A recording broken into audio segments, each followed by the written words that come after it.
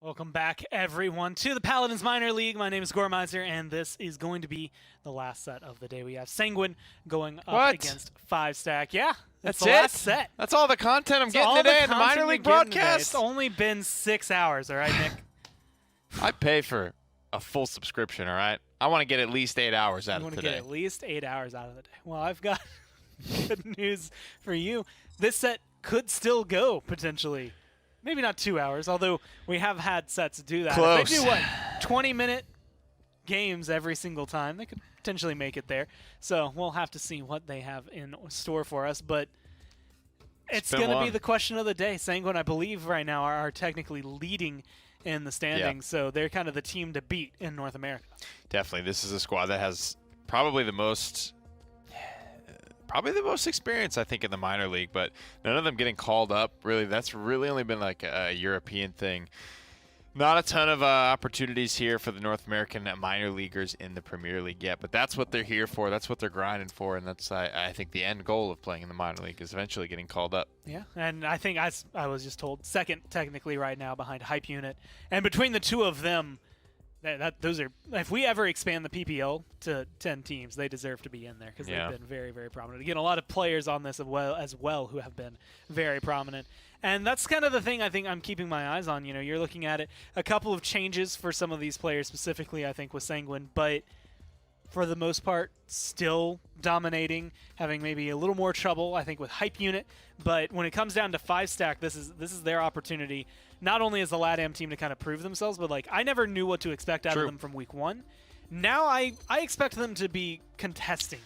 They definitely surpassed my expectations by a fair margin. I'll be completely honest. You know, we've seen some, not a lot of them. You know what I mean? We've seen them around. I'm like aware of these players for the most part, but this 5-Stack squad is definitely surpassed expectations for me, and it's someone I'm expecting a little bit more out of moving forward. Well, we do have the map bans being able to come through and come on in as Bring them we in. see what's going to happen with this set. You're going to have Shattered, Desert, and Ice Mines. I like seeing Ice Mines banned away, although sometimes it has been interesting. Ascension Peak and Frog Isle banned away there. So leaving open some of the stands. I mean, Bright Marsh, Jag Falls, we've seen in a ton of sets. It's honestly gotten to the point where you can't keep count of them anymore, but they are really, really good starting points for a lot of these teams. Definitely, man. Especially these maps that, you know, don't prevent you from running stuff. You really can't. There you go, Jag Falls. You can't hate it, you know? Can't hate it. Everybody's got something for Jaguar Falls. We even get to see a little bit of Bazaar today as well. So as this set progresses on, we'll see where these teams elect to head in the realm. We've gone through 15 maps. I really hope we would have been able to see like Bazaar. Like the fact that we haven't seen like Ascension and Shattered is bothersome to me. Yeah, we got when you Warders. get that many, you really need to change it. We got Frog Isle, we got Warders, Bazaar, Timber. We got some of the French picks today. A little fish. That fish market was fun. I'm really. That was cool. How about that one little that little shelf that Dave was on, like way in the back? It's like I've only seen it twice used ever, and like both times it's never worked out for the guy up there, but it's really cool. Another fun thing about Fish Market is like when you can go all the way out on the docks. You know what I mean? Yeah. You ever done that? You can walk out completely useless unless you're playing a sniper and you want to shoot. Like you can shoot people on the point, and that's pretty much it. But other than that, it's kind of fun just to go do. I don't know. Either way, for this game, it's not Fish Market. It's Jag Falls here, as we have Genos, Drogos, Atlas, and Makoa all banned out. Willow, Furia now here for 5-Stack versus the Lex Khan on the other side. Barrack locked in as the point tank here for 5-Stack. And it's surprising to me to see Lex picked up this early in the draft. It's not surprising to see him anymore, but first pick, does he really warrant that? No. I mean, he's just not that he's bad. He's just not contested. You know what I mean? Yeah. I don't think. Come on, let's fight. Unless it's specifically to try and get this away from 5-Stack, that could be one way they were looking to go with it. But revealing something like Lex is pretty composition defining. Usually you're picking around him. You know what I mean? He's going to be a pretty big staple of your win condition, I would imagine, because he doesn't really bring any utility or anything else. Like all he brings is damage and sliding around. So if you're picking him early, you're kind of putting your cards on the table, so to speak. Like, he's this is like what I'm going for. That's why you want to bring him in like last. He's like that ringer, somebody you didn't expect to see. You're playing blackjack, and you're like, hey guys, I've got 18 and I'm not going to hit. Yeah. let's keep going. Like, what are you going to do? You know what goal you're trying to beat. Either way, they go for the triple DPS here for 5-stack. They get Lex, Khan, Leon, Ashe, and Moldamba here for Sanguine. It's going to be interesting, the battle of the, I guess, two metas clashing together here. So let's go ahead and jump down to the casters and kick this set off. Thank you, gentlemen. Our fourth and final set of the day about to get underway here. It's Sanguine, it's 5-stack. Dolson and Kresnik on the cast for you as we head down to Jaguar Falls. Kres, we get a little Lex in this one on the side of Sanguine. And I think it's good. It's a triple DPS, the ability to kind of engage, disengage. And he wins a lot of these 1v1s Sure. if he finds somebody alone.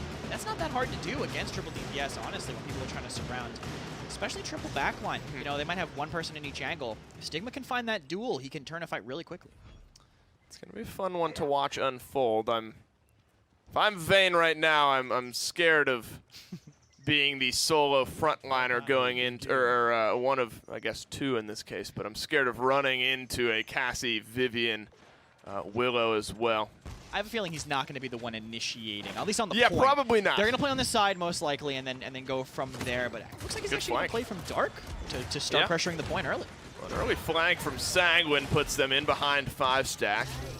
They're going to back off. Don't want to bite off too much here. Nobody on the point just yet. Ice Monkey and Vayne are going toe-to-toe there. Stigma, an absolute present, walks around the corner, and he may be 2 for 2 in this one, and he certainly is. 5-stack lose 2. Already are backing off as Sanguine got about 40% on the mid. You know, when people were talking about the new Lex, everyone was saying, oh, he does 1,000 damage headshots, that's crazy. And then the response from everybody was, you're not going to hit headshots like that.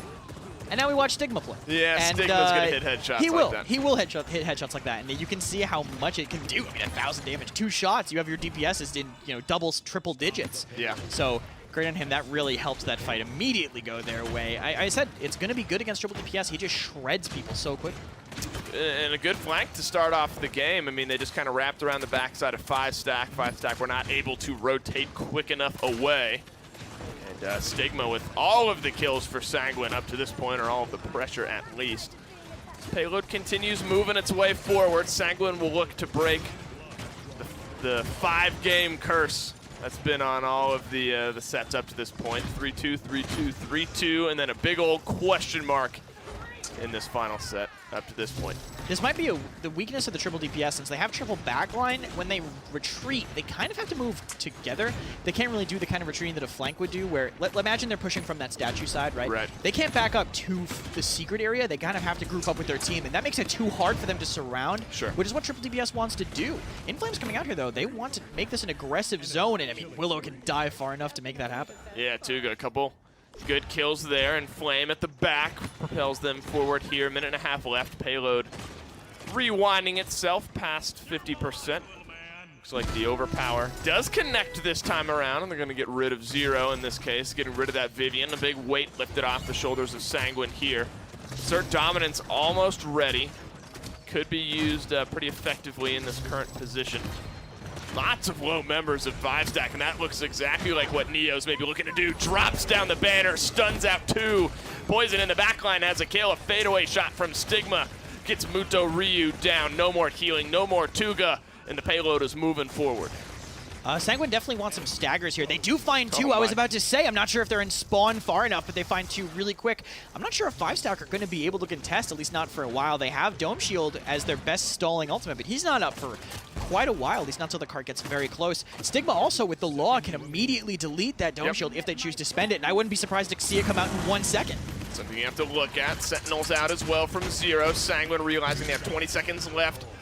Amadeus, though, gets a kill onto Stigma here. Dread Serpent goes flying. Vayne is able to answer with 1 back onto Zero. Not a lot of uptime on that Vivian around this final stretch here. Sanguine fully peel back. 5-stack look good on the defense as of right now. The Dome Shield did end up coming out. The loss still ready for Stigma. In range for a touch, though. Our Sanguine, the first kill of this one is poison onto Ice Monkey. 5-stack starting to peel back. No leg to stand on. Once Ice Monkey goes down, the triple DPS not stand quite as tall on the defensive end. Now, and the positioning of Poison in that last fight, too, was very tough to deal with. It's almost similar to Serpent Beach, where once you get your back line on that staircase in the far back, it's really tough to touch them. If they have a tank in the hut on this map, and your DPS is over by that face edge of the cliff, they have so much sight, and they don't really have great long-range poke other than Amadeus. I mean, Zero Toga, their range is okay, but inconsistent, and Poison really exploited that. I mean, it's really Stigma who's the only one who's actually kind of died over on the Sanguine side, and he's just been aggressive. He's been sliding in, finding kills. I'll trade out my life, sure, why not? And they go up 2-0 here in this case. Second round of some of the red items for Sanguine. Morale boost for Neo, interestingly enough. I think that has some value on the Ashe. I love buying it on Ashe. I mean, she charges her ult while she's using her ult, so getting it